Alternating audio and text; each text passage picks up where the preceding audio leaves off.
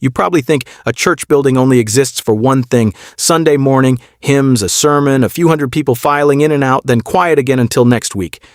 That's the image most people carry around in their head: a building that comes alive for 2 or 3 hours, then goes dark. But if you actually looked at the calendar taped to the office wall of most churches, you'd notice something strange. The building is busier on a random Tuesday night than it is on Sunday morning. There's a support group in the basement, a dance recital rehearsing in the fellowship hall, a film crew setting up lights in the sanctuary because the stained glass looks incredible on camera, a wedding planner walking the aisle with a bride measuring where the flowers will go. None of that is worship, and yet all of it is keeping the lights on. That's the real story here. A church building looks like it exists for one purpose. In practice, it survives because of everything happening around that purpose. To understand why, you have to start with a number that surprises almost everyone the first time they hear it. A typical church sanctuary sits empty roughly 160 out of the 168 hours in a week. That means it's unused close to 95% of the time. Picture owning a restaurant that only opens for 2 hours a week. It would collapse instantly. Yet churches have survived this way for centuries because for most of history, the building didn't need to pay for itself. It was funded by tithes, offerings, and the quiet expectation that faith alone would keep the doors open. That expectation is breaking down. Weekly attendance across mainline denominations in the United States has fallen for decades. Fewer people in the pews means fewer dollars in the collection plate. But the building doesn't get cheaper to maintain just because fewer people show up. The roof still needs replacing. The boiler still breaks in February.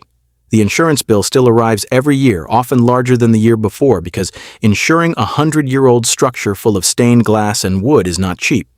So congregations that once measured success in souls saved are now, quietly, forced to measure it in square footage utilized. And that shift from a spiritual asset to a real estate asset is where the actual economics of this business begins. Start with what a church building actually is, stripped of its symbolism. It is a large, high-ceilinged, centrally located structure, usually sitting on land that would be worth an enormous amount if it were sold to a developer. Many were built when cities were smaller, which means many of them now sit in what has become prime real estate. A church built in 1920 on the edge of town might now be 3 blocks from a downtown business district, surrounded by coffee shops and office towers that didn't exist when the cornerstone was laid. That location is an asset most churches never think to value properly. And the building itself, with its soaring ceilings, natural acoustics, and dramatic lighting, happens to be one of the most desirable event spaces a city can offer. Wedding photographers pay attention to buildings like this. Filmmakers scout them specifically. A sanctuary can double at a fraction of the cost as a concert hall, a gallery, a theater, or a ceremony space without a single structural change. This is where the hidden business model comes into focus. A church that leans into this reality isn't really running a house of worship anymore, at least not exclusively. It's running a boutique event venue that happens to hold services on Sunday morning. And boutique event venues, especially ones with genuine architectural character, are a surprisingly profitable niche. Consider weddings first, because they're usually the easiest entry point.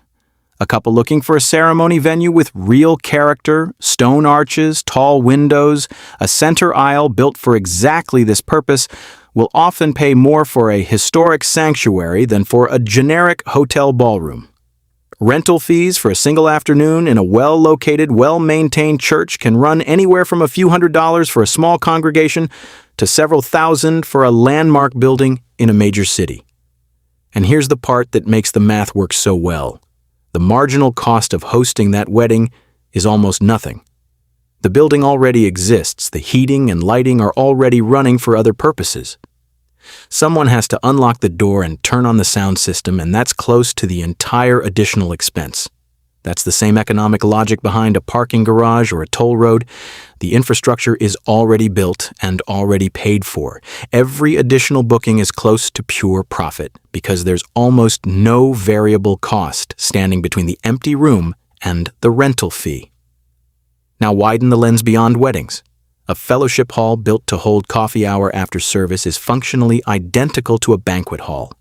It can host baby showers, retirement parties, community fundraisers, and corporate offsites, all without anyone needing to know or care what happens there on Sunday. A church basement with decent acoustics becomes a rehearsal space for local theater groups, who are often desperate for anywhere affordable and available on weeknights. A gymnasium attached to the education wing becomes a pickup basketball league's home court 3 nights a week. Some churches have taken this even further and turned themselves into full production locations. Film and television crews are constantly searching for interiors that read as courtroom, cathedral, hospital chapel, or grand hall without the cost of building a set from scratch. A single day of location fees from a film shoot can sometimes equal months of typical rental income, because production budgets treat location costs as a rounding error compared to everything else on set. This is the moment where the central twist becomes impossible to miss. You assumed a church building generates revenue through worship. It actually generates revenue by functioning as underused urban real estate, monetized in the gaps between services. The theology hasn't changed. The business model quietly has. But none of this is free money. Turning a sacred space into a commercial one comes with real friction, and understanding that friction is what separates a thriving church venue hybrid from one that slowly bleeds out. The first cost is scheduling complexity. A sanctuary booked for a wedding on Saturday afternoon has to be completely reset before choir rehearsal that evening, and again before the 9 a.m. service the next morning. That means labor. Someone has to move chairs, clean up rice or confetti, reset the altar, and make sure nothing from a corporate event, a stray coffee cup, a leftover banner, is sitting in frame when the congregation walks in the next morning. Larger churches solve this by hiring a part-time or full-time facilities coordinator whose entire job is treating the building like a hotel that never fully closes. The second cost is where. A building designed to be occupied for 2 hours a week ages very differently from one occupied 50 hours a week. Carpets wear faster. HVAC systems run longer. The pipe organ, an instrument that can cost more to maintain than the annual salary of a full-time employee, is sensitive to humidity changes caused by constant use of the space for events with different heating and cooling needs. Every dollar of rental income has to be weighed against the slightly faster depreciation of a building that, in many cases, is a century old and wasn't engineered for commercial-grade traffic. The third cost is the one almost nobody talks about publicly: internal politics. Renting out sacred space is not automatically supported by every member of the congregation. There are churches where the finance committee wants every open weekend booked for revenue, and there are longtime members who feel uneasy watching a wedding reception with an open bar happen where they were baptized. This tension is not just emotional, it has real financial consequences because it shapes exactly which kinds of events a church leadership is willing to approve, sometimes turning away lucrative bookings like alcohol-heavy receptions or certain corporate parties purely to preserve the congregation's sense of identity. That means this business, unlike a typical event venue, has a self-imposed ceiling on how aggressively it can chase revenue. This is where behavioral psychology quietly shapes the entire model, on both sides of the transaction. For the renter, whether it's a couple planning a wedding or a company planning a holiday party, a church building offers something a generic banquet hall cannot manufacture: instant built-in gravitas. Stone, stained glass, and vaulted ceilings signal permanence and meaning without anyone having to say a word. That signal is worth paying for. The same way people pay more for a hotel room with a view, not because the bed is better, but because the setting changes how the moment feels.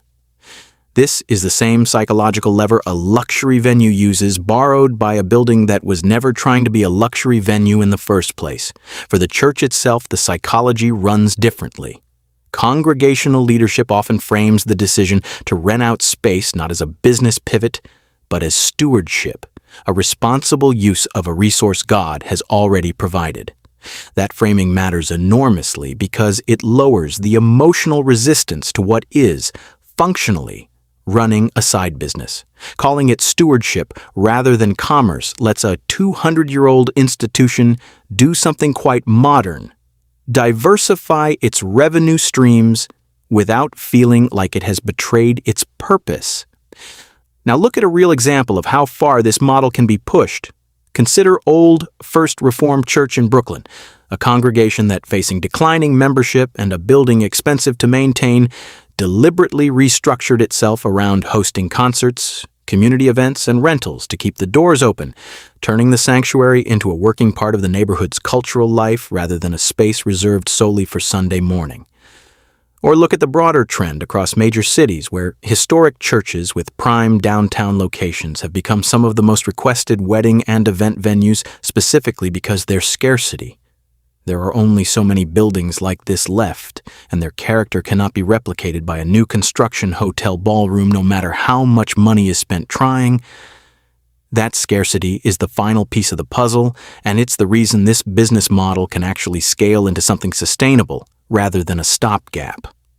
Cities are not building new 100-year-old stone cathedrals. The supply of buildings like this is fixed, and in most cases shrinking as older churches are demolished or converted into condos when congregations can no longer afford them.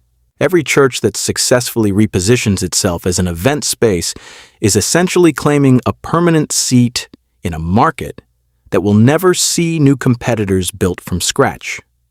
That is an extraordinarily rare position for any business to hold, let alone one that started as a place of worship 3 centuries before anyone thought about revenue diversification. So when you walk past a church now, especially an older one in a dense part of a city, it's worth reconsidering what you're actually looking at. It is not simply a building waiting quietly for Sunday morning. It is one of the few remaining architecturally irreplaceable properties in that entire city. Sitting on land most owners would never be allowed to build again, generating income in the hours the pews sit empty, all while managing something almost no ordinary business has to manage, preserving the meaning of the space while monetizing the time around it. The sermon was never the business model. The empty hours were.